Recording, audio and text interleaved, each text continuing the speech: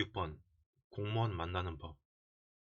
모든 공무원이 우리 사는 세상 프로에서처럼 국민에게 피해를 주는 일만 하는 것은 절대 아니지만 국민을 섬기고자 하는 원대한 뜻을 품고 공무원이 된 사람은 0.001%도 안 되며 다른 직업인들처럼 그저 직업으로 공무원직을 선택한 사람들일 뿐임을 잊어서는 안 된다. 일반 서민들이야 동사무소 같은 곳에서 공무원을 대면하는 정도로 그치겠지만 이 장사나 사업을 하다 보면 그게 그렇지 않다는 것을 곧 깨닫게 된다. 이 권력을 가진 행정을 이길 수 있는 민원인은 이 세상에 존재하지는 않는다. 이 공무원을 상대로 뭔가 하여야 하는 상황이 발생하였을 때 이 담당 공무원을 어떻게 만나야 도대체 문제가 해결되게 되는 것일까? 이 가장 먼저 기억하여야 할 사항은 공무원은 자기 의미로 움직이는 것이 아니라 법과 규정에 따라 움직인다는 점이다. 적어도 형식적으로는 철저히 그러하다. 물론 재량권이라는 것이 숨어 있지만 그 범위 역시 규정에 나온 범위 내에서만 가능하다. 이 때문에 공무원이 봐주었다는 것은 이미 규정에서 봐줘도 된다고 나오기 때문에 봐준 경우에 해당될 수도 있다. 이른바 자연뽕으로 민원인이 굳이 청탁을 특별히 하지 않아도 통과될 사안인데 민원인은 처리가 안 되는 줄로 알고 읍소하고 담당 공무원은 크게 봐주는 척 통과시키는 그런 경우도 있다는 말이다.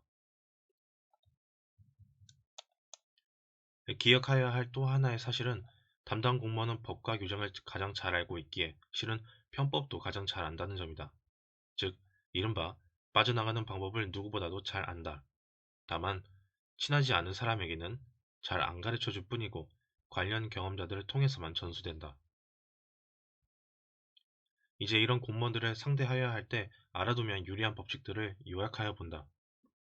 이 내용들은 내가 사업을 하면서 듣고 보고 경험한 내용들을 요약한 것이기에 이 봉급 생활자들에게는 별로 도움이 안 되겠지만 사업을 하거나 장사를 하는 사람들에게는 도움이 될 것으로 믿는다. 제1법칙, A를 B로 해달라고 하면 안 된다. 이 썩을 놈들아. 이것은 공무원에게 절대 부탁하지 말아야 하는 것이다. 아주 쉽게 이야기해보자. 어, 음주운전에 걸린 사람이 경찰에게 속도 위반으로 처리하여 달라는 경우, 그것은 A를 B로 해달라는 소리다. A와 B가 법적으로 완전히 다른데도 불구하고 그렇게 A를 B로 바꿔달라는 요구는 뇌물이 왕창 들어가도 될까 말까 한 부탁이고 그것이 큰 이권을 의미한다면 담당 공무원에게 정말 큰 뇌물을 주지 않는 한 어렵다. 그리고 이런 부탁은 부탁하는 놈이 진짜 나쁜 썩을 놈이다. 이 반면에 신호 위반을 안전띠 미착용으로 처리하여 벌금 액수를 낮게 해달라고 하는 것은 어, 작은 A를 큰 A로 해달라는 부탁이 되므로 가능하다. 이 A와 B가 법적으로 다른 것임에도 불구하고 A를 B로 만들어 주겠다고 말하는 공무원이 있다면 한 재산 챙기려는 나쁜 놈이거나 아니면 법적으로 B가 A로 인정받을 수 있는 근거가 있기 때문이다. 이 담당 공무원에게 상급자가 검토해보라고 지시하는 것들은 주로 이처럼 A를 B로 바꿀 수 있는지와 관련된 것들이 많다. 상급자 자신이 1차 검토를 끝내고 A를 B로 바꿀 수 있는 근거가 있는지를 물어보는 게 아니라 밑바닥부터 검토해 달라는 경우 담당자는 상급자가 누군가로부터 청탁을 받았을 텐데 그 일 중에 아래 세 가지 중에 어떤 것인지를 모색하게 된다. 1번 하급자가 검토하여 보고하였는데 어쩌고저쩌고 해서 안 된다더라 식의 이유를 찾는 경우 청탁을 받은 상급자가 면피하려는 경우다. 두 번째, 이 말 그대로 검토를 요청하는 것인지 이 상사가 무식하지만 인맥은 있는 경우 그리고 세 번째, 상급자도 먼저 검토를 끝낸 후 A를 B로 만들고 한 배를 타자는 암묵적 요청인지 이 상급자가 진급을 목표로 하거나 퇴직 후에 다닐 직장을 만들 경우 이 검토 담당자에게는 3의 경우가 가장 고민이 되는 경우이지만 그 제한을 수락하는 담당자는 거의 없다. 이 몇 년치 봉급이 보장되는 경우라도 의외로 정년까지 부끄럽지 않게 일하고 싶다는 공무원이 훨씬 더 많기 때문이다. 그런 부탁을 하는 상급자는 이 정년이 몇 년이 안 남은 경우가 많은데 반대로 부탁을 받은 하급자는 대체로 10년 이상 정년이 남은 상황임을 염두에 두어야 한다. 1, 2의 경우 상급자는 담당자의 동태를 보고 있을 것이고 그 부탁을 한 사람도 어딘가에서는 담당자를 보고 있을 가능성도 있으므로 담당자가 발설하지 않으면서 A가 안 되면 B가 되는지에 대한 합리적 대안을 찾아주면 상급자들이 좋아하게 되고 승진 점수도 얻게 된다. 내가 가장 좋아하는 방법은 담당자나 그 상급자가 알고 있는 법령 지식 이상의 내용들을 대법원 판례들까지 모조리 섭렵하여 합법적 대안을 찾아서 제시하는 것이다. 이때 종종 나는 법령이 만들어진 이유와 연혀, 연혀까지도 샅샅이 뒤지며 국민신문고에서 정부 부처의 답변까지도 검색한다. 제2법칙, A가 안 되면 B는 되는가?를 물어라. 이 박정희 시대에 서울의 사대문 안에는 백화점이 들어설 수 없다는 것이 대통령 지시사항이었다. 그런데 롯데에서 서울시의 호텔과 쇼핑센터를 짓겠다고 서류를 접수시켰다. 백화점이 아니라 지하에 상가들을 둔 쇼핑센터라는 것이 롯데의 주장이었다. 이 법적으로 볼 때나 문구상으로 볼 때나 백화점은 아니었다. 일본에서 자금을 가져와 호텔도 짓고 외국인들의 쇼핑 편의를 위한 쇼핑센터를 짓겠다는 것이고 백화점은 아니라니까 허가를 해 주어도 대통령의 지시사항을 위반하는 것은 아닌 셈이었다. 실제로 롯데백화점은 초창기 내내 롯데 쇼핑센터라는 이름으로 불렸고 처음에는 지하 상가뿐 아니라 지상층의 상당 부분도 임대 형식으로 운영하였으며 지금까지도 법인 이름은 롯데 쇼핑 주식회사이다. 백화점이 A라면 쇼핑센터는 B이다. 제3법칙 큰 A에 가까운 작은 A를 찾아내라. 이 가까운 친구가 10여 년 전에 날 급히 찾아왔다. 용인 지역에서 건축 허가를 받아 이 공장을 지었고 공장을 등록하려고 했더니 이 첨단 산업이 아니어서 허가를 해줄 수 없다고 하는데 이 담당 공무원에게 어느 정도나 돈을 주어야 허가를 받을 수 있겠냐는 것이었다.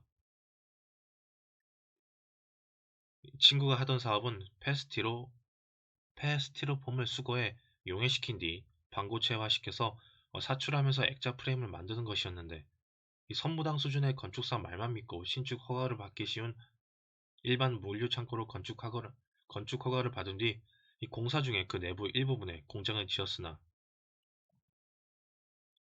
준공을 앞두고 용도 변경을 하면서 공장 등록이 불가하다는 것을 알았다. 이 수도권 내 상수원 보호지역 대부분에서 이 제조업 공장 허가는 지식 산업이다, 첨단 산업 위주로만 주어진다는 것을 몰랐던 것이다. 이미 사업 경영이 10년은 되었는데도 말이다. 내 대답은 그 공무원이 잘려도 몇 년은 먹고 살 만한 돈은 주어야 한다는 것이었다. 그게 수천만 원은 아니기에 친구는 크게 낙담을 하면서 설계사는 어, 1,000만 원, 2천만 원 정도를 말하던데 그걸로는 안 되겠냐는 것이었다. 아니 이 친구야. 네가 원하는 건 B를 A로 판정하면서 눈 감으라는 말이고 이 감사라도 나오거나 누가 찌르기라도 하면 이 대본에 잘릴 텐데 너 같으면 그 정도 돈에 움직이겠냐. 게다가 설계사까지 개입되어 있는데 결국 담당 공무원은 설계사에게 이 코가 꿰이는 결과가 생기게 되고 평생 그 설계사에게 끌려다닐 수 있을 텐데 그 공무원의 가족의 수술비가 급히 필요하다거나 하는 긴박한 상황이 없는 한 절대 그런 돈을 받을 리 없지 않겠냐. 이 담당 공무원보다 더 높은 지위에 있는 사람을 구워 삶으면 어떻겠냐는 물음에는 이렇게 답했다. 김대중 정권부터 나타나기 시작한 게 뭔지 아냐? 예전에는 같은 부서의 공무원들이 이 뇌물 관련해서 한 팀으로 움직였어. 즉, 부서 살림살이하는 주사급이 뇌물들을 모두 모으고 상납도 하고 회식도 하고 이 조금씩 나눠 갖기도 하고 이 기자들이 찝쩍거릴 때 챙겨줘야 하는 돈 봉투도 만들었고 이 상급 기관에서 감사라도 나오고 그러면 이 술접대에 계집질까지 시켜 주는 돈도 일부는 그런 돈으로 충당하곤 했어. 민간인들은 공무원이 뇌물을 받으면 전부 자기 호주머니 속에 넣는 줄 알지만 이 천만의 말씀이었던 거야. 그런데 김대중 정권이 들어서면서부터 이게 깨지기 시작한 거야. 그때까지 승진이나 서열에서 소외되어 왔던 사람들이 요소요소에 섞이기 시작했고 내부 경쟁이 치열해진 거야. 누가 뇌물을 받았다는 것을 찌르면 자기가 승진할 수 있는 기회를 잡았어. 그러면서 예전처럼 좋은 게 좋은 거다 라는 식의 태도는 무너지기 시작했다. 그런 상황에서 이 상급자를 구워 삶는다고 해서 또는 그 상급자에게 더 높은 놈으로부터 압력이 주어지도록 한다고 해서 이 실무 담당자가 꼬리를 내리고 눈을 감아줄 것 같아? 아니, 웃기는 소리 하지 마. 그럼 이 문제를 어떻게 해결해야 하는 거니? 네 공장에서 폐수나 분진 혹은 악취가 나니? 아니, 전혀 그런 건 없다. 이 공장 허가를 편법으로 받는다고 해서 이 주변에 피해를 주는 건 아니라는 말이네. 그렇다면 방법을 알려주마. 우선은 공무원에게 일절 돈도 주지 마. 대신 네가 하는 액자 프레임 공장을 첨단 산업으로 만들면 된다. 첨단 산업? 액자 프레임으로 어떻게 첨단 산업이 되냐? 폐기물 모아다가 녹여서 재생산하는 거잖아. 멍청하긴. 이 첨단 산업이 뭔데? 이 산업자원부에서 지침이 나와 있기는 하겠지만 일단은 첨단으로 보여야 해. 어떻게? 이 청계천에 가면 삼성이나 LG에서 LCD 모니터를 만들 때 쓰는 이 백라이트 판넬들을 20인치, 29인치 등의 규격대로 살 수가 있어.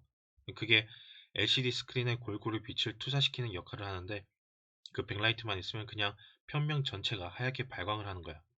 그리고 거기에 반투명 그림들을 붙이면 그림 전체가 밝게 빛이 나는 것이 되는 것이고 일반 액자는 아니니까 첨단 액자가 되는 거지. 음, 그렇다면 내가 그런 액자를 만들어 팔아야 하잖아. 이 수요도 많지 않을 텐데.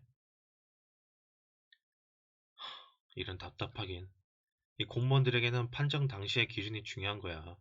일단 첨단 공장으로 등록을 하고 나면 그 다음에는 네 소관이야. 네가 그 사업을 하건 말건 상관없어. 아니 그래도 사후 관리에서 들통나지 않을까? 아니, 뭔 소리를 하는 거야. 이 첨단 액자를 만들어 팔려고 했는데 수지 타산이 맞지 않아서 그만뒀을 뿐인데 이 계속 생산을 해야 한다면 그 공무원이 너희 직원들을 먹여 살릴 거야? 그건 아니잖아.